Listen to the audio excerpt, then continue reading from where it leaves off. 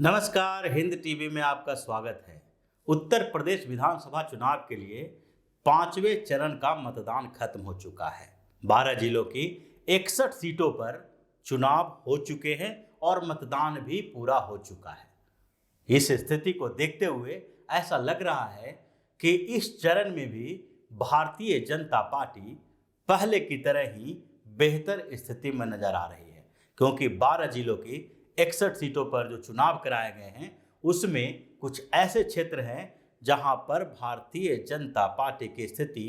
पहले से ज्यादा मजबूत अभी दिखाई पड़ रही है। इसमें अवध और पूर्वांचल के 12 जिले शामिल किए गए थे। उसमें से अयोध्या से प्रयागराज तक का क्षेत्र है। अयोध्या, प्रयागराज, रायबरेली का एक विधानसभा क्षेत्र और अमेठी, गोंडा, बहराइच, इन सारे क्षेत्रों में जो चुनाव कराए गए हैं वहां वोटिंग का पैटर्न पहले की तरह ही दिखा, लेकिन अयोध्या और उसके आसपास के क्षेत्रों में इस बार कुछ बेहतर स्थिति दिखाई पड़ी, क्योंकि योगी आदित्यनाथ और अखिलेश यादव दोनों ने अयोध्या को इस चुनाव का केंद्र बना रखा था। एक तरफ योगी आदित्यनाथ बार बार दौरा करके अयोध्या में राम मंदिर निर्माण को लेके जो भारतीय जनता पार्टी के प्रयास रहे हैं उसको बढ़ाने की कोशिश की, बताने की कोशिश की, तो दूसरी तरफ योगी आदित्यनाथ के पीछे पीछे अखिलेश यादव भी अयोध्या पहुंच गए। अखिलेश यादव भी इस पूरे क्षेत्र को अच्छी तरह जानते हैं और उन्हें भी लगने लगा था कि अयोध्या से जो हिंदुत्व का एजेंडा चल रहा है उसमें इनको भी शामिल होना चाहिए, और इसलिए अखिलेश यादव भी हनुमान जी की मूर्ति लेकर अयोध्या पहुंच गए कि जिस तरह से राम के ऊपर भारतीय जनता पार्टी दांव लगा रही है उसी तरह अखिलेश यादव की पार्टी हनुमान के ऊपर दांव लगाई, यानी बजरंगबली और श्री राम के बीच इसमें जंग करने की कोशिश की गई। और इस में जो सारी स्थितियां बनी उसमें भारतीय जनता पार्टी का ठीक ठाक पहले से ज्यादा बेहतर समर्थन अयोध्या और उसके आसपास के क्षेत्रों में दिखाई पड़ी। दूसरी तरफ कांग्रेस के लिए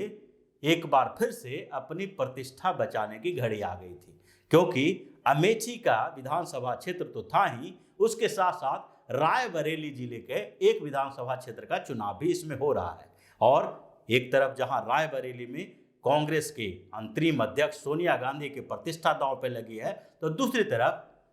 लोकसभा चुनाव हारने के बावजूद अमेठी से कहीं न कहीं राहुल गांधी का जुड़ाव बना हुआ है, और इसलिए पिछले 4 चरणों के चुनाव में उत्तर प्रदेश में नजर नहीं आने वाले राहुल गांधी 5वें चरण में अचानक से प्रकट हुए और उन्होंने अमेठी से प्रचार शुरू किया और प्रधानमंत्री नरेंद्र मोदी के ऊपर टारगेट किया। यहां तक कि भारतीय जनता पार्टी की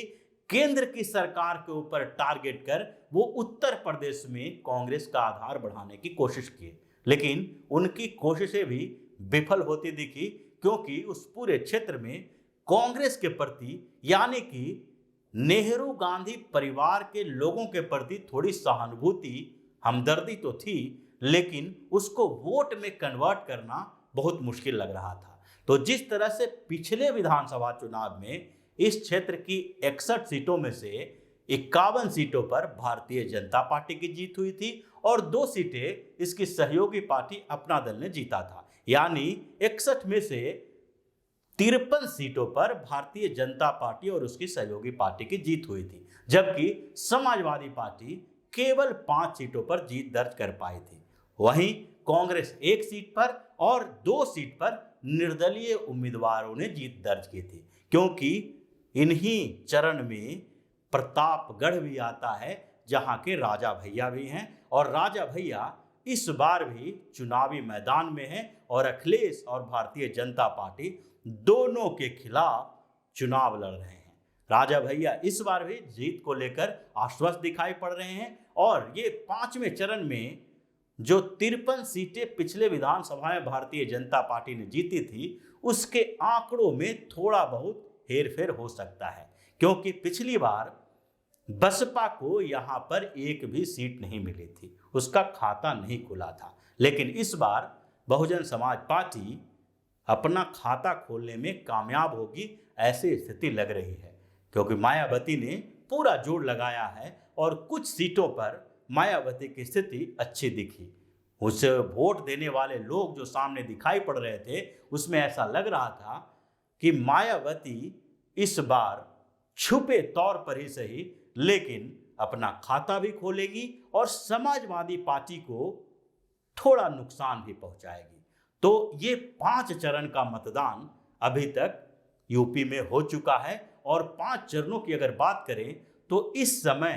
पांचों चरणों को देख लें तो एक यूपी का जो आगे की सरकार बनने वाली है उसकी दिशा तय दिखे जा सकती है, क्योंकि अभी तक 5 चरणों में 292 सीटों पर चुनाव हो चुका है और 403 सीटों वाले यूपी विधानसभा चुनाव में अगर देखा जाए तो 202 सीटों की जरूरत होगी और 292 सीटों पर चुनाव हो चुका है, जिसमें से अगर देखा जाए तो पिछले चुनाव में इस 292 सीटों में से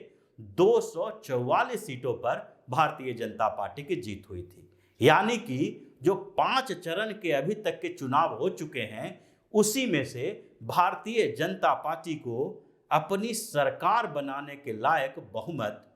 यूपी में मिल गया था। लेकिन इस बार उन आंकड़ों में थोड़ा बहुत उलटफेर हो सकता है, भाजपा की सीटें थोड़ी कम हो सकती है, लेकिन जो संभावनाएं अभी तक 5 चरणों के चुनाव में दिखाई पड़ा है उसमें यही लगता है कि भाजपा की 5 चरणों में ही सरकार बनाने के लायक बहुमत आ जाएंगे और इस बहुमत के बीच भारतीय जनता पार्टी जो आगे के चरणों में चुनाव लड़ रही है उसमें ये एक तरह से सरप्लस होगा और इसलिए योगी आदित्यनाथ से लेकर जेपी नड्डा, पीएम मोदी और अमित शाह सारे लोग यूपी को लेकर आश्वस्त दिख रहे हैं। अमित शाह ने भी अपने इंटरव्यू में यूपी में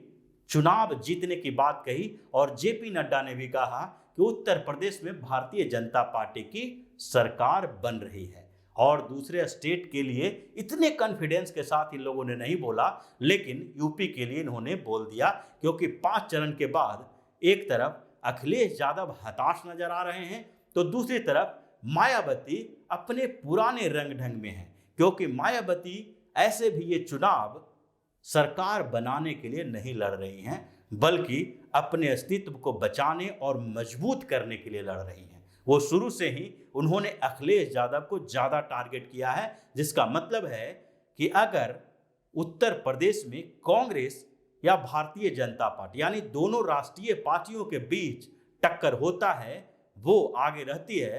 तो मायावती के लिए आगे का रास्ता सही होगा और आगे सत्ता में आने की गुंजाइश भी ज़्यादा होगी। लेकिन अगर क्षेत्रीय पार्टियां एक दूसरे से टकराती रहेगी तो इन्हीं दोनों के बीच टकराव होगा और मायावती फिर तीसरे नंबर की पार्टी बन के रह जाएगी और इसलिए मायावती अपने जो परफॉर्मेंस है उसको लेकर खुश नजर आ रही है और 5 चरणों के इस चुनाव में ही ये तय हो चुका है कि इस बार भाजपा की सरकार फिर से उत्तर प्रदेश में बनेगी। तो इसी तरह की खबरों के साथ फिर से हाजिर होंगे, तब तक के लिए बने रहिए हमारे साथ और देते रहिए हमें सहयोग, ताकि इसी तरह की खबर हम आपके लिए लाते रहें। धन्यवाद। अगर आपको हमारा वीडियो पसंद आया हो तो इसे लाइक करें, इस चैनल को सब्सक्राइब करें और हाँ, बेल आइकन भी दबाएं ताकि आप तक हमारे वीडियो की नोटिफिकेशन पहुंचते रहें। हमसे जुड़े रहने के लिए अपने सुझाव हमें कमेंट बॉक्स में देते रहें। हमें आपके सुझाव का इंतजार रहेगा। हमारे साथ जुड़ने के लिए धन्यवाद।